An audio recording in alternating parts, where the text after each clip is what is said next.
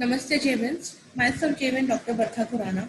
Today in physiology, we will be talking about autonomic nervous system. If you talk about nervous system, it is divided into central nervous system and peripheral nervous system. The peripheral nervous system is further divided into afferent and efferent divisions. The afferent divisions carry sensory inputs, whereas the efferent division is considered with motor. It is further divided into somatic, that is voluntary, and autonomic nervous system, which is involuntary. The autonomic nervous system is again divided into sympathetic, that is thoracolumbar outflow, and parasympathetic system, craniosacral outflow, as well as enteric nervous system.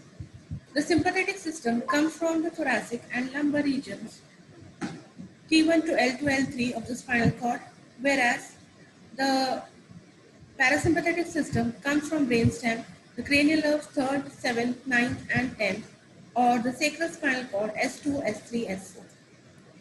Here you can see the diagram of the distribution of the spinal nerves and the bones of spinal column. The autonomic nervous system is involved in a complex of reflex activities which depend on sensory input to the brain or spinal cord and on motor output. The majority of organs of the body are supplied by both sympathetic and parasympathetic nerves, which have opposite effects that are finely balanced to ensure the optimum functioning of the organ. If we talk about autonomic nervous system, it is a complex set of neurons that mediate internal homeostasis without conscious intervention or voluntary control. The ANS maintains blood pressure, regulates the breathing, influences digestion, urination, and modulates sexual arousal.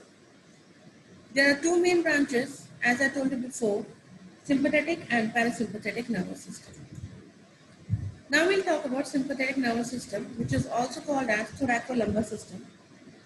It prepares the body to deal with exciting and stressful situations, that is fight or flight. The neurons convey impulses from the origin in the hypothalamus, reticular formation, and medulla oblongata to affected organs and tissues. If we talk about the structure, the pathway from spinal cord to sympathetic trunk ganglia, organization of sympathetic trunk ganglia to visceral effectors. Here you can see the diagram.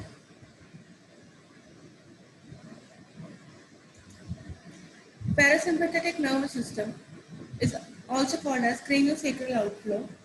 It has a tendency to slow down body processes except digestion and absorption of food. We can say that it is a peacemaker. If we talk about the structure, the cranial parasympathetic outflow consists of preganglionic axons that extend from the brainstem in 4 cranial nerves.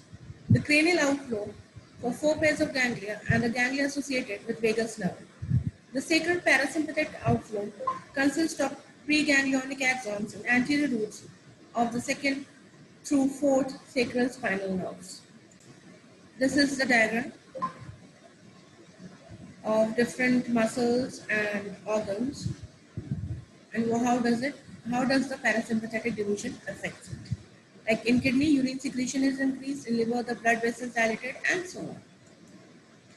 Here you can see the diagram of sympathetic and parasympathetic along with their functions. Now, autonomic motor pathways has preganglionic and postganglionic neurons. In sympathetic division, the preganglionic neurons have the cell bodies in lateral walls of gray matter in 12 thoracic segments, and in parasympathetic division, the preganglionic neurons have the cell bodies in nuclei of 4 cranial nerves in the brainstem. The preganglionic neurons are autonomic ganglia, which has sympathetic and parasympathetic ganglia. The sympathetic ganglia has 2 major types, sympathetic trunk ganglia and prevertebral ganglia. The autonomic ganglia has sympathetic, parasympathetic ganglia. The parasympathetic ganglia is that the preganglionic axons of parasympathetic division synapse with postganglionic neurons in terminal ganglia. Then we'll talk about postganglionic neurons. Once axons of sympathetic preganglionic neurons pass to sympathetic trunk ganglia, they may connect with postganglionic neurons. A single sympathetic preganglionic fiber has many axon collaterals and will synapse with 20 or more postsynaptic neurons. The axons of preganglionic neurons of parasympathetic division pass to terminal ganglia near or within a visceral effector. Here you can see the receptors and subtype receptors along with the diagrams.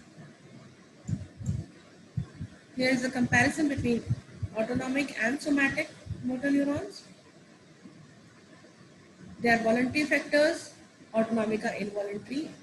Neurotransmitters are always stimulatory. Here they are both stimulatory as well as inhibitory. Here are the diagrams. So this is all in this session. I hope you understood this session well, and if you have any doubts, you can post a comment. This session is powered by Digital 2.0 version of Jyoti Vidyapeeth Women University. Thank you.